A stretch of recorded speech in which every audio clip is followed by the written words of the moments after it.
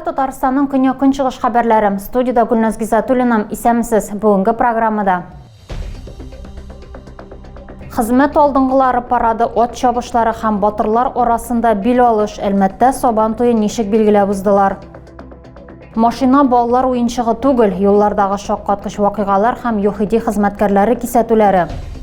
Ваемсыз хуҗалар күчектән кутылган, эткә кемнәр ярдәмгә килгән һәм аны ни көтә, урамда сук-байетләр барлыкка килүнең ачыктан-ачык мисалы. Татар халкының милли бәйрәме Сабантуйда традиция буенча авыл хуҗалыгы алдынгыларын хөрмәтләделәр. Әлмәтләр һәм шәһәр кунаклары өчен бу көнне бай күңел ачу программасы оештырылды. Абсолют батырга исә квадроцикл бүләк иттеләр.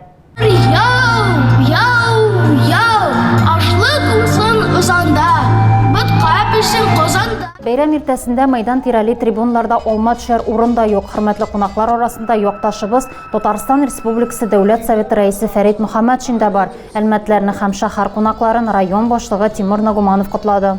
Наш прекрасный майдан Летевская сегодня вновь открыт для того, чтобы чествовать наших героев труда. Игенчеләрнең бүләкләү парад белән башланды. Авыл хуҗалыгы алдынгылары бизәлгән җигүле атларда һәм машиналарда мәйдан әйләнде. Алдынгы хуҗалык җитәкчеләренә исә мактау грамотлары һәм кубоклар тапшырылды. Алар арасында Алексей Грушин да бар. 3 ел эчендә бу аның 3нче бүләге. Шәһәр халкы һәм калабыз кунаклары аеруча милли көрәшне кызыксынып күзәтте. Көндәшләрен җиңеп, абсолют батыр исемен буе Айдар Алтынбаев яулады.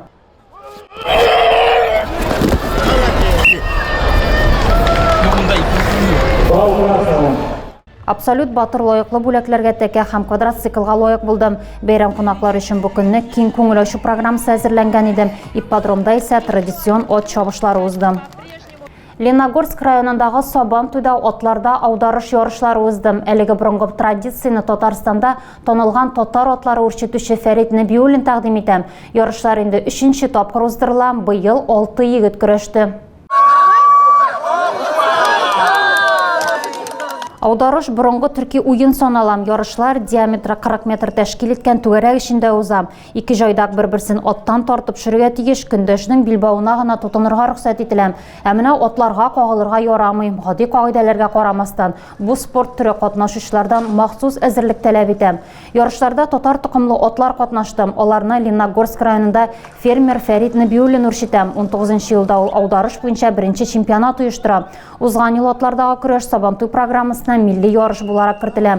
Беренче урын өчен Кыргызстан вәкиле белән Леногорскилы арасында көрәш барды. Нәтиҗәдә Суранбәк улы Кубаныш көчлерәк булып чыкты. Икенче һәм өченче урыннарны Леногорскилар Динар Хайбриев һәм Алексей Мулиндеев яулады. Призерлар 10 июньдә Әлмәттә узачак ярышларның көньяк-көнчыгыш этабында катнашачак. Җиңүче байлар сабасына халыкара ярышларга барачак. Ел башыннан Әлмәт районында 49 юл транспорт һәлакәте теркәлгән, 7 кешенең гомере өзелгән, 59 кеше зыян күргән. Республика буенча соннар аеруча да зур. 1196 аварияда 85 кеше үлгән, 1458 тән җәрәхәтләре алган. Әлеге чорда балалар юл транспорт травматизмының да үсеше теркәлгән. Госавтоинспекция призывает всех участников дорожного движения быть предельно внимательными, осторожными и неукоснительно соблюдать правила дорожного движения. Ел башыннан Әлмәт районы юлларында 7 кешенең гомере өзелгән. Әлеге җәй автоинспекторларга борчылу өчен тагын бер сәбәп биргән. Машина ачкычларын игътибарсыз калдырмау турындагы кисәтү кемгәдер арттыру тоелса, Леногорск автоинспекторлары бәхәсләшә ала. 1 июнь кичендә ДПС экипажы шикле машина йөртүчене туктатырга була, әмма ул аларны соңга сукмый, эзәрлекләү башлана. Хокук бузучы светофорларга да, юл билгеләренә дә карамый, нәтиҗәдә ул баганага бәрелә. Инспекторлар руль артында 12 яшьлек баланы күреп гаҗәпкә кала. Зыян күрүчене Чаллыдагы ашыгыч медицина ярдәме хастаханәсенә алып китәләр. Кайвакыт автоинспекторлар хокук бузуны җинаять кылынганчага кадәр туктата ала, әмма һәрвакыт моңа ирешеп булмый. Напомню, 1 августа 2021 года в Мамадышском районе. Исегезгә төшерәбез, 21 елның 1 августында Мамадыш районында 12 яшьлек кыз квадроцикл белән идарә итеп коймага бәрелә. Җәрәхәтләр белән ул хастаханәгә китерелә, соңрак вафат була. Тагын бер тапкыр әтиләннәргә мөрәҗәгать итәм, балалар белән куркынычсызлык кагыйдәләрен һәрвакыт кабатларга кирәк. Быйыл Әлмәттә балалар катнашында 10 юл транспорт һәлакәте теркәлгән. Аларда 4 пассажир, 5 яулы бала һәм 1 транспорт чарасы йөртүчесе зыян күргән. Өлкәннәргә килгәндә травматизм һәм үлемнең төп үзәге шәһәр читендәге юлларга туры килә. Аеруча зур бәйрәмнәр алдыннан машиналар агымы күп чорда һәлакәтләр теркәлә. Кешеләр һәлак булган юл транспорт һәлакәтләре гадәттә тизлек режимын арттыру, каршы хәрәкәт полосасына чыгу сәбәпле килеп чыга.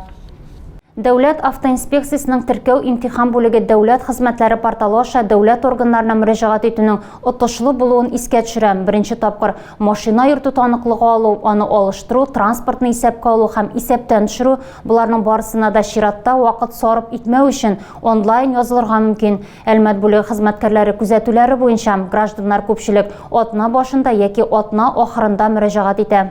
Да, сейчас я все проверю, потом скажу. Теркәү имтихан бүлеге белгечләре тере чиратларның кабат әйләнеп кайтуын билгеләй. Соңгы берничә елда бүлек хезмәткәрләре аны үткәндә калдырырга тырыша. Проблеманы хәл итәргә дәүләт хезмәтләре порталы ярдәм итә ала. Хәзер анда электрон чиратлар системасы эшли башлады. Гражданнарга бүлек белгечләре дә ярдәмгә килә. Практика күрсәткәнчә, халык аеруча ял көннәреннән соң бүлекнең беренче эш көнендә сишәмбе килә. Гражданнарның беренче ял көнендә шимбәдә дә еш мөрәҗәгать итәләр. Теркәү имтихан бүлеге хезмәткәрләре дәүләт органнарына онлайн мөрәҗәгать итеп, чиратлар мәсьәләсен хәл итәргә мөмкин булуын искә төшерә. Машина йөртү таныклыгы алу өчен МФЦга мөрәҗәгать итәргә, биредә поштаны түләргә, гариза язарга, фотога төшәргә була. 3 көннән соң дәүләт хезмәтләре аша язылып, таныклыгыңны бүлектән килеп алырга мөмкин. Машинадан ыргытканнар һәм кузгалып киткәннәр. Агропоселок микрорайонында хатын-кызлар шул рәвешле 3 айлык күчектән котылырга булган. Әмма алар видео күзәтү камерасы объективына эләккән. Хәзер алар барлык зооволонтерларга һәм дүрт аяклы дусларга битараф булмаганнарга яхшы таныш, күчеккә исә ашыгыч рәвештә хуҗа эзлиләр. Мне больше интересует то, что делать. Әлеге күчеккә вакытлыча исем бирделәр. Әлеге хуҗалары монеточкага ничек дәшкәннәрдер, билгеле түгел. Әмма шунысы мәгълүм, күчек күптән түгел генә хуҗалы булган. Агропоселокта этне күршесе Марина күреп алган. Маринаның йорты видео күзәтү системасы белән җиһазландырылган. Алар ире белән үз районнарында күчек пәйда булуын күреп ала. Видеода машинаның маркасы, дәүләт номеры һәм хатын-кызлар күренә. 1 июнь кичке сәгать 5 машина йөртүче арткы ишекне ачып, салоннан этне урамга чыгара. Күчек берникадәр вакыт якын тирәдә бөтерелә. Машина исә ашыкмыйча гына артка чигенә һәм кузгалып китә. Күчек артларыннан чаба, әмма хатын-кызлар аңа игътибар итми. Бераздан соң яшен башлана, эт таныш булмаган урында куркып кала. Светлана аны вакытлыча үзенә ала. Микрорайонда яшәүчеләр исә без җаваплы фондына мөрәҗәгать итә. Фонд аларга күп тапкырлар ярдәмгә килә. Әлеге эт тарихы киң танылу ала. Видео күп кенә пабликларга урнаштырыла. Күчекне исә ветеринарий табибына алып баралар.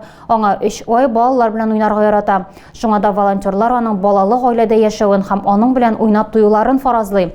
Күчеккә паспорт бирәләр һәм яңа яшәү урыны эзлиләр. Этне дус итәргә теләүчеләр экрандагы телефон аша элемтәгә керә ала.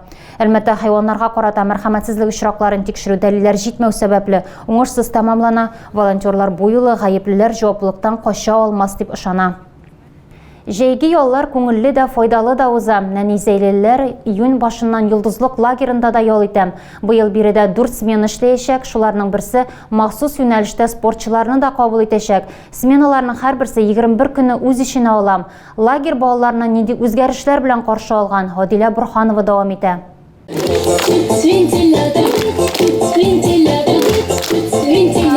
Яхшы кәеф белән күңелле музыка астында йолдызлык лагерында ял итүчеләр иртәнге зарядка ясый. Июнь башында килгән балалар лагерь тормышы белән танышырга өлгергән инде. Безне торгызалар бик яхшы. Безне кайвак, музыка кушалар дагы. Без кайвак җырлап куябыз. Аннары без китәбез тешләрне чырсатырга. Мин монда 5нче ял җитеп итәм һәм миңа бик ошый монда. Без конкурста катнашабыз һәм бияләр биябез. Йолдызлыкта 4 смена эшләячәк, шуның берсе махсус юнәлештә спортчыларны кабул итәчәк. Һәркайсы 21 көн дәвам итә. Быел лагерь балаларны кайбер үзгәрешләр белән каршы алган. Милли мәдәниятлар һәм традицияләр елында онытмаганнар. На завтрак кашу дружба, бутерброды с сыром и какао. Лагерда ял итүчеләрне көн дәвамында 6 тапкыр тукландыру каралган. Көн сайын пешекче апалары тәмле ризык белән сыйлый. Ял вакыты һәрвакыт саф һавада оештырыла. Көн дәвамында малайлар-кызлар спорт ярышларында көч сынаша, төрле уен бәйгеләрдә катнашып, кичке якта алар өчен бию кичәләре дә оештырыла. Быел лагерда ял итүчеләр өчен яңа ял урыны барлыкка килгән. Көне буе арып талып спорт күнегүләре башкарганнан соң менә шундый гамакларда утырып ял итәргә хәл җыярга мөмкин. Җәй дәвамында малайлар һәм кызлар сәламәтлекләрен ныгытып, яңа уку елына җитәрлек көч туплаячак. Әйдәманнар аларның һәрбер көнен бәйрәм рухында файдалы итеп уздырырга тырыша. Адилә Бирханова, Денис Сипатов, Көньяк-Көнчыгыш хәбәрләре. Тагы да күбрәк яңалыклар һәм тапшырулар белән безнең сайтта таныша аласыз. Без социаль челтәрләрдә дә бар, хәбәрләр юлагыз. Бүгенгә менә шулар. Мин сезнең белән саубуллашам. Исән сау булыгыз.